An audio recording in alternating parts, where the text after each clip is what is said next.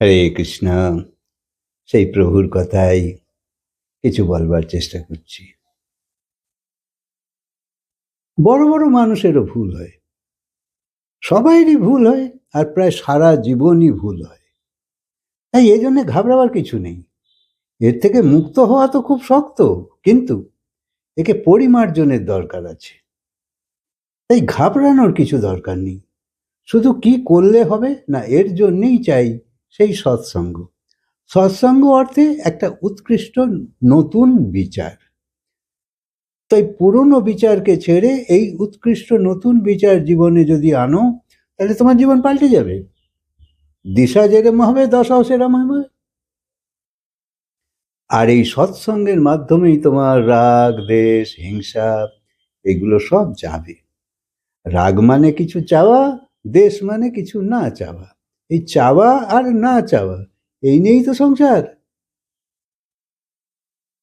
তাই সৎসঙ্গ খুব দরকার।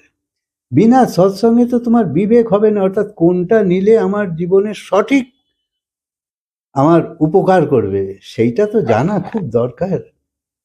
যদি আমরা ঠিকটাই জানি, তাহলে আমাদের জীবনে এত দুঃখ, কষ্ট, সমস্যা কেন? তাই ভগবানের কৃপা দরকার। সৎসঙ্গ করলে তবেই তোমার কর্তব্যের যে নির্ণয় শক্তি, সেইটা জাগৃত হবে। তাই অর্জুনের মতন যে বীর ব্যক্তি, যার ভগবানের সাহচর্য মিলেছিল, যে ভগবানের অত্যন্ত প্রিয় সখা, তারও যুদ্ধক্ষেত্রে মতিভ্রম হয়েছিল। ক্ষত্রিয়ের ধর্ম হলো সমাজের পাপাচার মেটানো, যে দূষণ আছে তাকে নষ্ট করা। কিন্তু দেখছো তো এখন যুগ পাল্টে গেছে। এখন ক্ষত্রিয় অর্থে যারা একটু ক্ষমতাবান, তারা গরিবকে পীড়ন করতেই আগ্রহী। দূষণ রোধ করার জায়গায় দূষণ বেড়েই চলেছে। তাই ভগবান সারথি ছিল। তো সারথি মানে তারও তো কিছু সারথির কাজ আছে, যেমন ঘোড়াকে দেখাশোনা করা, তার খাবার দেওয়া, স্নান করানো, তারপর যত্ন করা, তারপর মালিশ করা, তারপর তার গতিকে ঠিক মতন গতিবান রাখা, তাকে দেখাশোনা করা, এসবগুলো তো সারথির কাজ। তো ভগবান সামনে থাকলেও অর্জুনের যে পূর্ব সংস্কার, তার জন্যেই অর্জুন একদম বিবশ হয়ে গেছিল। পূর্ব সংস্কার অর্থে আগে আগে জন্ম ধরে যে অভ্যেস স্বভাব আমরা নিয়ে আসি সবাই, সেই পুরনো অভ্যেস স্বভাবকেই পূর্ব সংস্কার বলে। সেই নিয়ে অর্জুনেরও তাই ছিল। তাই সেই জন্যে সে কি করলো না, সে যুদ্ধ করতে চাইছে না। কেন না, সবাই আমার নিজের লোক, সবাই আমার আপন লোক।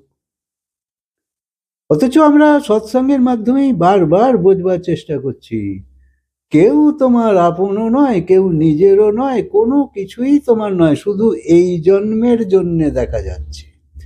একটু ভেবেই দেখো না, সব জন্মেই তো নতুন কিছু, নতুন গ্রাম, নতুন শহর, নতুন নাম, নতুন শরীর, নতুন ঘরের লোকজন, ইত্যাদি ইত্যাদি ইত্যাদি, সব পাল্টে যায়।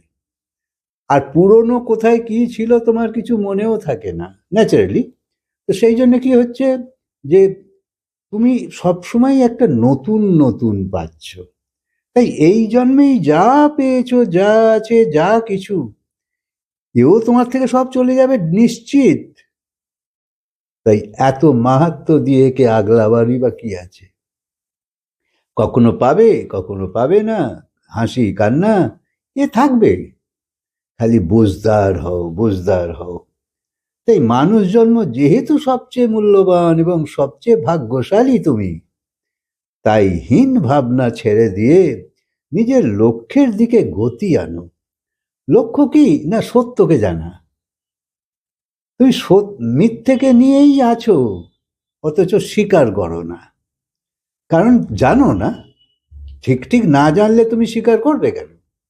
সেই জন্য বিবেক তোমায় সেই দৃষ্টি দেবে যে সত্যি সত্যিটা জানো, যে সব মিথ্যে না সত্যি। তুমি মহান, তুমি ভগবানের কৃপা পাওয়ার অধিকারী। সেই জন্যে তুমি অনেক কিছু বড় করতে পারো। সামান্যতেই যদি ফেঁসে থাকো তাহলে খালি হাতে চলে যাবে। প্রতি মানুষের জীবনেই তো সুখও আসে, দুঃখও আসে। মনে রাখবে, এরা হলো অতিথি। অতিথি মানে অতিথি, অর্থাৎ যার আসার ঠিক নেই, হঠাৎ এসে যায়। এই সুখও হঠাৎ এসে যায়, দুঃখও হঠাৎ এসে যায়, আবার চলেও যায়। তাই তুমি জানবে যে তুমি কিন্তু এদের ডাকছো না, কিন্তু আসলে তুমি এদের ডাকছো। কিভাবে? তোমার দুঃখের এক এক অনুভব, সুখের এক এক অনুভব আসে কারণ তুমি তাকে আপ্যায়ন করে ডেকে এনেছো। কি দিয়ে? না, তোমার কর্ম দিয়ে। তুমি তো ইন্ধন জুগিয়েছো সেই সব কর্ম করে, যার ফলগুলো তুমি পাচ্ছ। তাই তুমি আসলে সুখকেও ডাকো, দুঃখেও ডাকো। তো না হলে তো এরা আসতোই না। তাই তুমি তোমার কর্ম দ্বারা এদেরকে আসতে দিয়েছো। তাই কর্মের মাধ্যমেই তুমি এক একটা বীজ তো পুঁতে চলেছো। এই বীজ থেকেই গাছ হবে। হয় মিষ্টি ফল লাগবে, নাহলে তেতো ফল লাগবে। তাই দুটোই তোমার নিজস্ব। সেই জন্য বলি আমি যে গীতায় আছে যে কেউ কাউকে সুখও দিতে পারে না, দুঃখও দিতে পারে না। তুমি তোমার কর্মের বীজ যেমন যেমন পুঁতছ সেই অনুযায়ী ফল তোমার কাছে আসছে। খালি দেবার মালিক ভগবান, ফল দেবার মালিক। তাই মনে রাখবে যে সুখ ও স্বপ্ন, দুঃখ ওই জলে বুদবুদের মতন বেশিক্ষণ থাকে না। এই দুটোই হলো অতিথি। তাই এদেরকে তুমি এত না ভেবে, গুরুত্ব না দিয়ে তাকে গুরুত্ব দাও, তাকে আদর দাও যা ভগবান পাঠিয়েছে, যা ভগবান তোমার জন্য পাঠিয়েছে। যেমন ব্যবসায় কখনো লাভও হবে, কখনো হানিও হবে। এই দুটো অবস্থাকেই স্বীকার করো। লাভ হলেও তোমার সঙ্গে নিয়ে কিছু যাবে না, আর ক্ষতি হলেও তোমার হাত পা কাটা যাচ্ছে না। তাই বেশি সিরিয়াস হইও না, চলতে থাকুক গাড়ি। তাই জীবনে যা কিছু হচ্ছে তাকে সন্তোষপূর্বক স্বীকার করো। ভগবান যা করছে সেটাই তো ভালো, কারণ তোমার থেকে বেশি ভালো ভগবানই করতে পারে, কারণ তার বুদ্ধি আমার থেকে অনেক বেশি। তাই আমি ভালো ফল পাবো বলে যেসব কর্মই করছি, সেই সব কর্মেরই বেঠিক ফল আমার সামনে এসে দাঁড়াচ্ছে। তখন ভাবছি যে আমি তো ঠিক ভেবেই করেছিলাম, এসব ফল কোত্থেকে আসছে। কিন্তু যত দুঃখী তুমি, দুঃখের ফল তুমি ভোগ করছো, সব তোমারই কর্ম।